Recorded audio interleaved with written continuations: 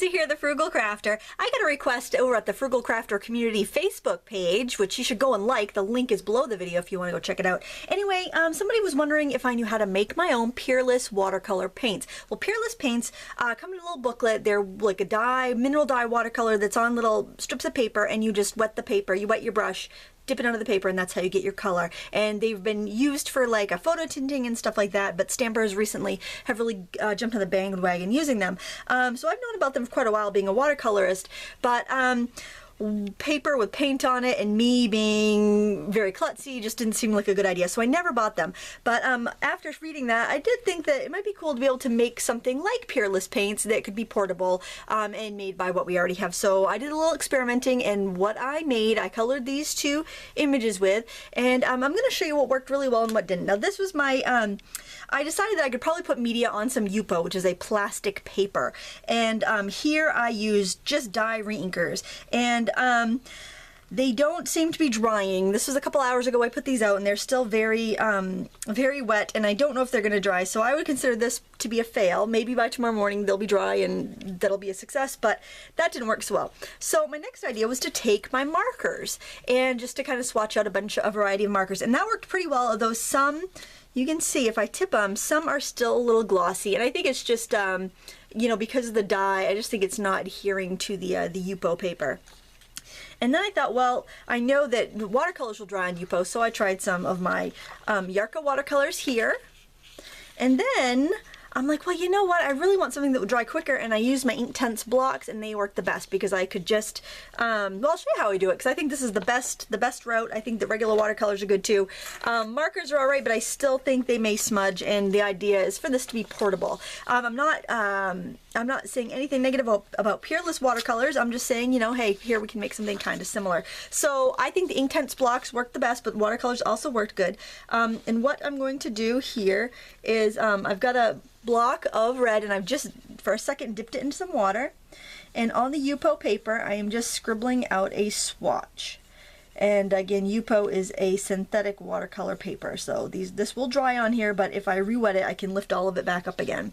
So I'm just going to go in rainbow order and put my color down, and I'm putting a generous swatch because I don't want to have to redo this. So the key to this, the reason for this would just be so I could bring some watercolor with me and not have to bring my palette. Although quite frankly, I would just bring my palette. So really the, okay, I'm already out of rainbow order because I just went to pink for some reason, but okay, so never mind that. We're not in rainbow order anymore, we're in random order.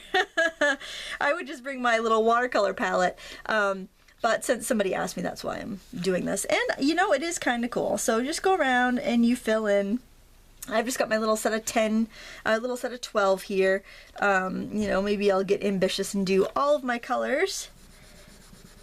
But, you know, this will take long enough for the video. I don't want to waste your whole day watching me swatch out colors. And if you do the colors dry, you don't get as much. So that's why I'm just dipping them and just kind of scribbling until I run out of color. I could show it to you dry first, just so you could see. See, dry, not so much. If I just wet it for a quick millisecond here, I get much more color. And, you know, you may be curious to try the Peerless. They're not that expensive, honestly. I saw a pack of 40 small sheets, and I think they were like 22 bucks online or something. So, you know, shop around, you may find some good deals. They're not like a super duper expensive item, but it's kind of fun to see if you can duplicate stuff with what you have at home. And, you know, well, you go with the other colors. Then you let that dry, and I do have some that's already dried for the most part here. And there you can see, other than just a little dab here and there where I have used them, they're dry, and as are the watercolor. I think the watercolor gives you a little bit more vivid color. And you know what, I'm going to show you the markers too. I'm going to show you, we're going to color, and I'll show you with all the different types that I have made here. I'm going to set these out of the way so I can get to my water. And you could use a water brush or paintbrush, whatever you like. So this is an image by Lost Coast Designs, and I will link to that in the video. So first one, I try the markers. And then you could wet your paper first or not, it's up to you.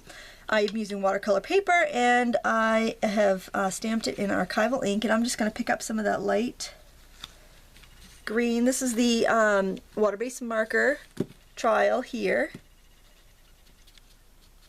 which honestly didn't give me the vivid colors that I wanted. But still, it does help you control your colors if you're someone that's had a hard time controlling the colors. And you can mix. I think maybe that's, because I think when you have the Peerless, you kind of, whoa, I got some pink in there. When you're using the Peerless, I think you end up using a lot more colors, kind of like when you're using markers, because you really don't have the ability to mix on those little bits of paper. So that's why I think you have more colors. So there, that's just with the markers. So it pretty much works as if you scribbled a marker out on a tile. And then I'll try the watercolor. I'm just going to pre-wet a couple leaves here. And my watercolor swatch is over here. I'm just going to go in with a little bit of yellow. The watercolor is nice and vivid. One with a little bit of the green. And if I was going to put these in my scrapbook bag, my stamping bag, I would definitely put like some wax paper around it or something to keep me from, keep it from spilling into the other, keeping it from sticking to anything, really. I mean, that would be the big thing. All right, and then if I'll try the Inktense. Again, I will just wet an area here, and I will go in with this. I just had my little set of 12 there. Obviously, I'd go with more colors if I did this again. Which actually, that would be nice for the Inktense, because then I wouldn't have to bring my whole thing of Inktense pencils around if I just wanted to do something quick like that. But I really think I like the Inktense the best, so I might be making a big swatch of those out with the Inktense. And then for the flower itself, I really prefer the red that I have here. So why don't I just wet this? Again, take your time at home. I just thought this was interesting, an interesting little experiment. I do like to fulfill the request when somebody's looking for an alternative product. Oh, and look, that's so easy. I think I don't want to introduce too much water on my little Yupo paper palette, because then it's going to take a long time to dry again. And it took a while to dry to begin with. You can spread it out a little bit with some wet water. Yeah, I kind of like this. This is kind of fun. So there is how I created something similar to Peerless watercolors with what I already had at home. If you have any questions, please leave them in the comments. I would love to hear from you and what you think, and if you think it's worth it, or just go buy the Peerless, or just bring your watercolor palette along. What do you think? Let me know. Give me a thumbs up if you like this video. Don't forget to subscribe and tell your friends and share it and everything. Thank you so much for watching. Until next time, happy crafting.